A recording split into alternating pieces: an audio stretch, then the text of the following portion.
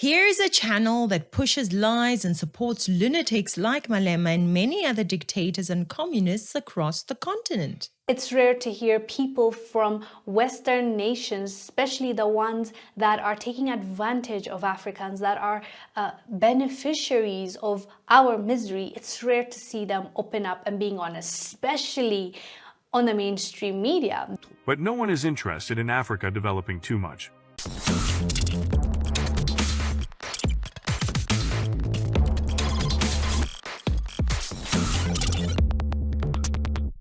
Let's imagine Africa develops its industry like South Korea did, a country that was as poor as Mozambique 60 years ago.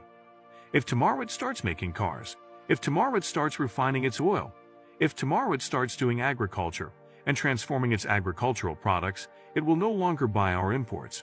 And so we are not interested in that situation. We are not interested. So the will of the rich countries. We're talking about geopolitics today. Everywhere we see, there is clearly no interest in these countries developing.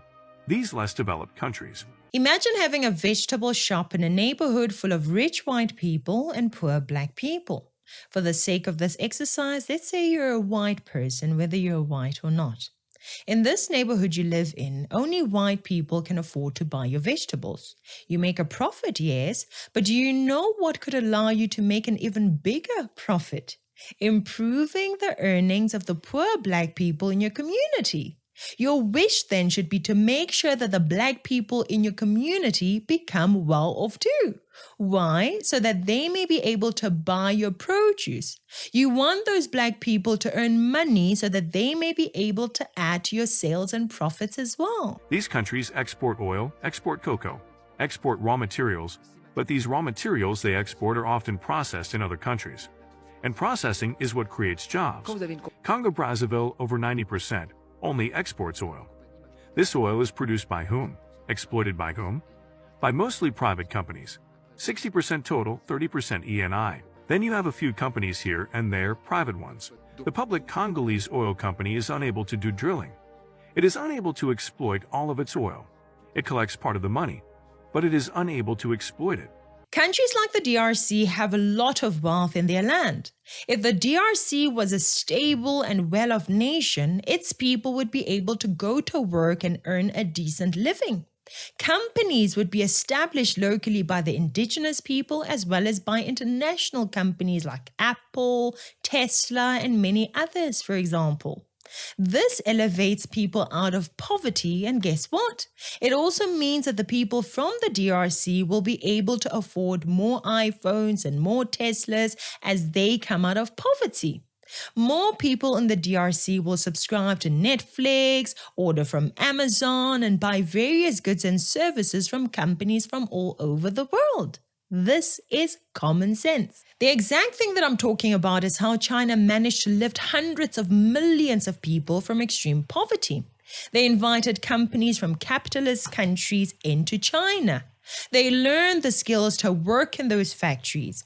A key thing that helped make this possible was that China itself was secure. There were no civil wars occurring in the country, hence investments were safe. China was lifted out of poverty by the investments made by Japanese and American companies, and guess what? That allowed for Chinese people to have jobs, meaning the standard of life of the people of China improved. Hence, Chinese citizens were suddenly able to buy Apple and Panasonic products. China's growing middle class has often been hyped as the next big thing in boosting the country's consumption. Increasing prosperity in China has led to the rise of a powerful middle class. Businesses around the globe are taking notice. China has something it didn't have 20 years ago, a middle class. That's because income in China has quadrupled over the last 10 years. Additionally, more than a third of the population is under 25. And those young buyers, they'll increasingly have money to spend. It's the reason GM now sells more cars in China than in the U.S., and why Yum Brands opens a new KFC somewhere in China nearly every day. At last count, a total of 3,312. This new middle class is urban, educated, and eager to spend. Wang spent 8 years crammed into 2 rooms with 7 relatives, all so she could save enough money for a down payment, and in 2003, she finally bought a place. Her parents help with the 30% down payment. That's common in China. Prospective homeowners can buy property worth 10 times their income, as opposed to 3 times in the United States. Wang's apartment is now worth 5 times what she paid 8 years ago. There are 150 million people like Wang in China's middle class, and their ranks are expected to triple in about 10 years. Minimum wage will rise about 15% this year, even more in some cities, and the World Bank estimates China's GDP could match the U.S. by 2030. All this suggests the income gap between Chinese and American workers is likely to narrow, meaning the Chinese will buy more flat panel TVs, consume more fast food, and buy more American products. This is so obvious that it is so funny that these people don't get it. China's success resulted in the success of Japan, America, and other nations. Remember that China has more than 1 billion people. So companies like Apple became more profitable because of China's large number of skilled, cheap labor, and ultimately China's large number of consumers who were able to buy their products. Apple has become the top-selling smartphone vendor in China for the first time in 6 years. The last time Apple was China's top-selling smartphone brand was in late 2015, just after it launched its iPhone 6. China is the biggest car market in the world, and it is the biggest market also for Mercedes-Benz in the world. We have enjoyed over the last many years tremendous success, built our market presence, increased our production footprint. We have a complete set of suppliers in China. We do R&D in China, so I almost call it the home away from home. It's hugely important for us, and we're continuing to invest into China. So we believe in the long term there is a growth potential for us, and we're going to continue to take advantage of that market opportunity by also being a little bit Chinese in China. If the Chinese population remained poor, that would have meant that Apple loses out on billions of consumers. Why then would Apple wish to keep Chinese people poor? Make it make sense, African Diaspora channel. In reality, Africa buys a lot of imports from Europe, and also mainly from France. And we buy a lot of things we need and don't produce, including oil and raw materials. So Western countries are not interested in Africa falling. Because if it goes very badly, if there is not a situation at least stable, what happens? We risk having fewer raw materials that we need, and in exchange, we risk selling them fewer things. So we have to maintain Africa in an intermediate situation, so that it is rich enough to buy our goods and stable enough for us to buy the goods we need. Those we really need, energy and raw materials. But no one is interested in Africa developing too much. It simply does not make sense for anyone to be the only rich person in the neighborhood, the continent, or the world. What this African Diaspora channel is saying is similar to saying that South Africa wants to be the only successful nation in the African continent, which obviously does not make sense. We see this problem in Africa. South Africa is one of the extremely better off countries on the continent, hence many people across the continent flood towards it, which becomes a burden to South Africa, and nobody wants that. Now, if more countries are able to be productive and come out of poverty, then what will happen in South Africa? South Africa will then be able to sell some of its products and services to those countries and also profit from those countries' success. For example, Nigeria consumes South African products such as MTN. ShopRite was also in Nigeria for about 16 years. There are many countries that consume DStv products across Africa, but you will see that the chances of that happening in a poor country are very, very low. The poorer the country, the less likely the country is to consume those products. So as MTN, ShopRite, DStv and others, you want other countries to prosper because that translates into the prosperity of your business too. iPhone 7 is the most popular smartphone in China. iPhone 7 Plus is the third most popular smartphone in China. Last year, the size of our business was almost 50 billion in Greater China. And so we're gonna stick at it because I think China is a huge opportunity over time. That is the fact that this African Diaspora channel misses. Africa needs to focus on improving its infrastructure. We need to improve roads, telecommunications, electricity, water and sewage management. These are the things that attract investments. China is known for not playing around when it comes to these issues. China can build mega projects in months. Mega projects in Africa take too long to complete, to the point that it is shameful to the African continent. We have seen it in South Africa, haven't we? Because Africa is so poor, many Africans run to the well-off countries of Europe, Asia, as well as the Americas. The racist people in those countries don't want Africans in their well-off countries. Non-racist, conservative people in those countries don't want too many foreigners in their countries. Just as it would be nice for South Africans if Zimbabwe, Mozambique, and other African nations became more prosperous and self-reliant, it would be nice for the Westerners if Africans became self-reliant and refrained from flooding their nations in desperation. But not according to this channel and the likes of Malema. Let's imagine Africa develops its industry like South Korea did, a country that was as poor as Mozambique 6 years ago. If tomorrow it starts making cars, if tomorrow it starts refining its oil, if tomorrow it starts doing agriculture and transforming its agricultural products, it will no longer buy our imports. And so we are not interested in that situation. They use an example of South Korea and what has been the effect of South Korea developing. Well, South Korea develops cars like Kia and Hyundai, as well as products like Samsung. Guess what? Because of that, the residents of South Korea are now able to afford Western products. While South Korea manufactures Samsung, the Korean youth are starting to prefer iPhones. They are able to afford them because the country is successful. Hence, a higher percentage of the youth are directing their money to Apple, an American product.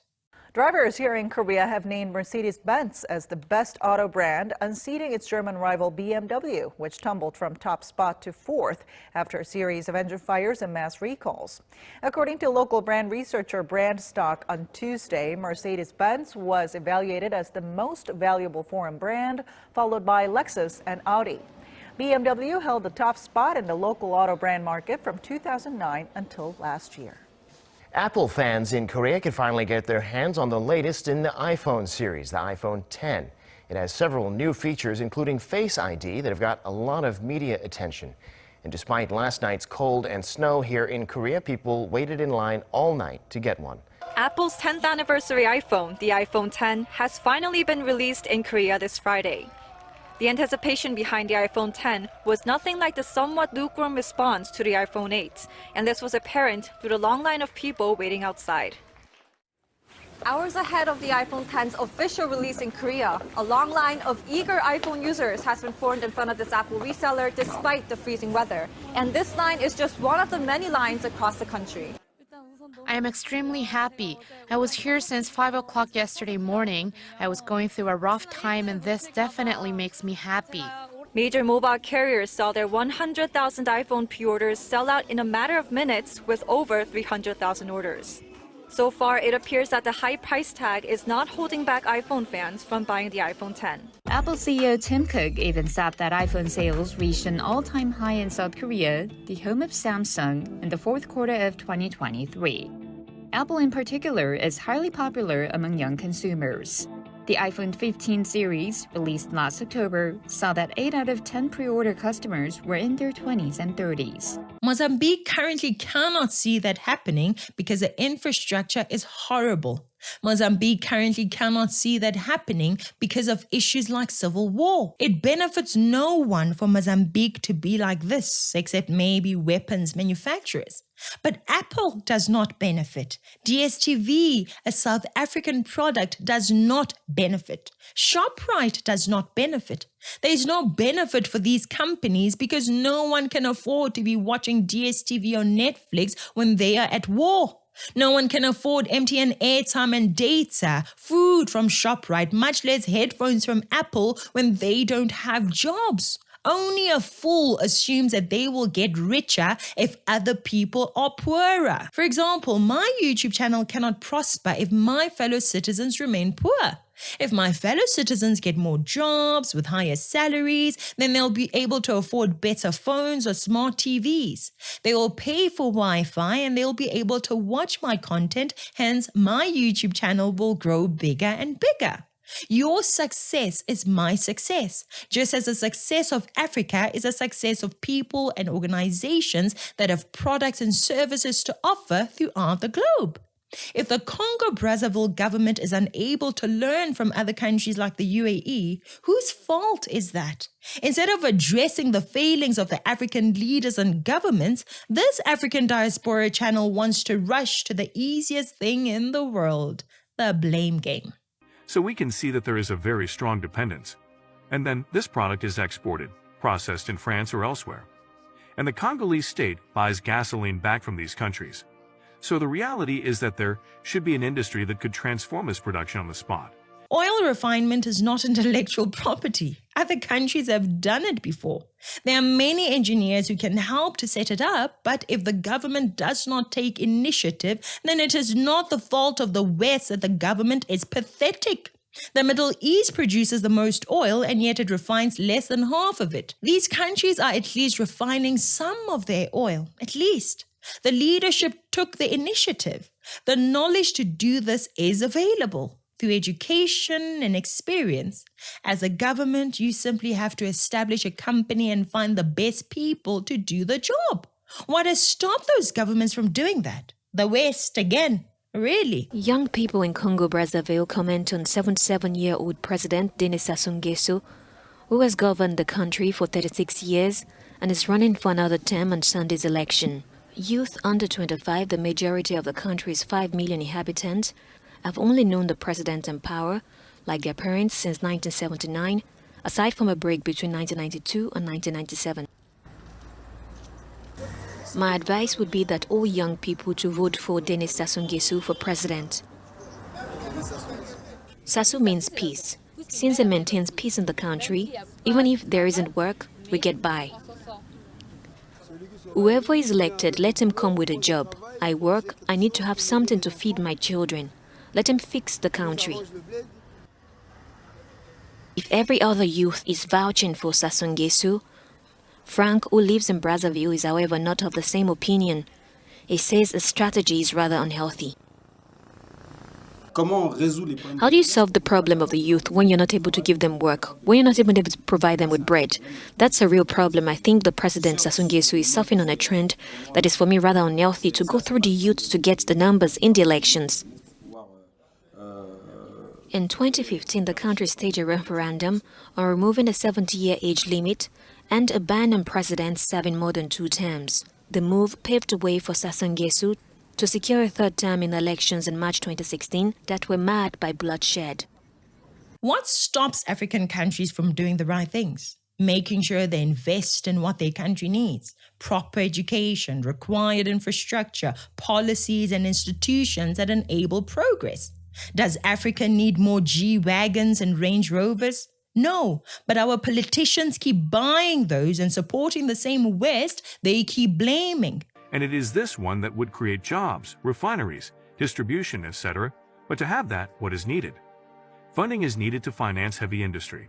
Once they waste the nation's finances on luxury items, they go begging for foreign aid that they still misuse while increasing the nation's debt to foreign nations. Africa has been a pit that eats up donations. Over and over again, it is given assistance by the West, but it squanders those opportunities. The ANC was given millions by the Scandinavian countries in its struggle against apartheid. Where did the money go? Where? They did not do much with that money. The Scandinavian countries did this with no strings attached. But what we all can admit is that accountability was a problem in the ANC as it was in Africa. Misusing funds is the norm.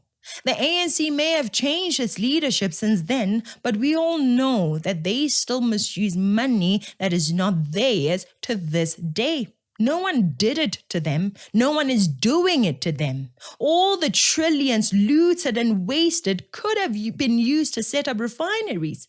They could have set up companies to process raw materials or even to fund mining projects. But the African leaders lack the ambition and forward thinking it takes. They lack the patriotism and selflessness it requires. The real problem is the World Trade Organization and the financial system as it was created. Would you say that there has been a stranglehold by the northern countries? I'll explain, for example.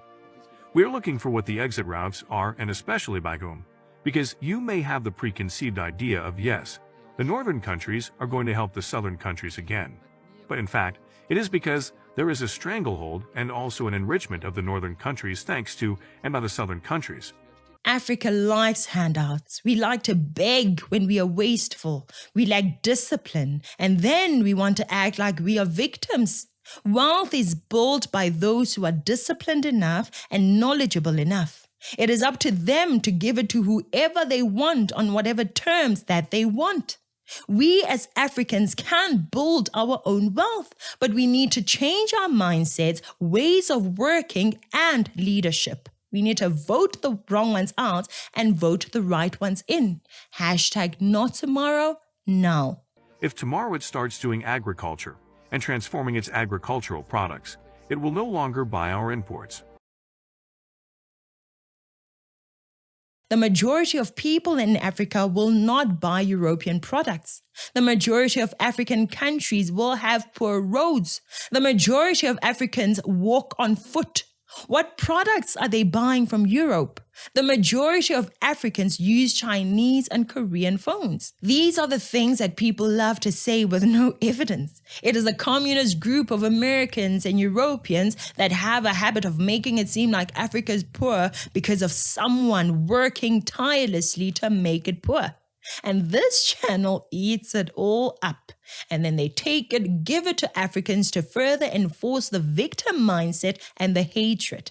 Wake up, Africa. He is telling the truth, and that is what we've been saying. How do you allow foreign companies, foreign governments to come into your country and set up a mining company and take your minerals, take it out of the country, take it to their place, add some little, changes here and there, refine it, and come sell it to you for way more expensive. And you only get 5, 10, 15% of whatever comes out of your own land. It just doesn't make sense, but that's how the system is set up. That company has managed to assemble the equipment needed to do mining. You didn't. That company managed to assemble the workers, engineers, and facilities needed to mine. You didn't. That company managed to assemble the funding needed to run such an operation. You didn't. So when the time comes to do the mining, they have paid the taxes that help to fund the government. They have created jobs giving people employment. If you as a government fail to make sure that refinement is done locally, why should the company not export those items to another country for processing? If you can't process it, then what should we do with the minerals? The governments could have made sure to invest in the processing, but they didn't. To their place, add some little, changes here and there, refine it, and come sell it to you for way more expensive. And you only get 5, 10, 15% of whatever comes out of your own land. She claims that they take the minerals and add a little change here and there. Phones are not a little change. Car tires are not a little change. Cars are not a little change. If it was just a little change, Africa would have done it themselves, would they have not? The problem in Africa is that there are no wise visionary leaders. There is no wise investment, and there is no moral patriotic leadership. The leaders lack morals, and that is the main problem in Africa. Our leaders are simply too easy to corrupt. That's it. The fact that we keep voting for such leaders says something about us too. Remember, ignorant citizens vote for rubbish politicians. And they made it very hard for African countries to get out of this rabbit hole, to get out of this race that we are in, trying to get out of the poverty line. It is extremely hard because they were done deliberately, because they cannot have Africa developed. If we're developed, we'll start asking for fairness, for payment, for equality, and that doesn't serve them, especially if we start refining it ourselves, if we start exploiting our own resources, adding value to them while employing our local employees, while keeping the money here, not letting it leave the continent. We are going to start demanding for more. We are going to start selling it to them instead of us waiting for them to sell us the same thing that we gave them for way cheaper than what it cost, and then we're still in debt, and then we still need to improve our people's lives, and that's the situation, that's the cycle. If Africa was to be more developed right now, European companies would become even richer because more people would be able to afford European products. Poor people cannot afford to buy these expensive European and American products. It is sad to see how many African people subscribe to this senseless hogwash. The guy simply says Europe runs Africa poor, and this channel eats it up and shares it as if it is evidence. This guy does not offer evidence for his nonsense accusation. Mind you, there are many white people who are woke just like this one, claiming that the poor countries are poor because white European countries are keeping them poor. But where is the evidence? The video of this one woke guy is not evidence of anything. Wake up, Africa. Please share this video with fellow Africans who need to learn this. Please visit our website to support the work we do through purchasing a t-shirt or joining our membership at citizenconcerned.co.za.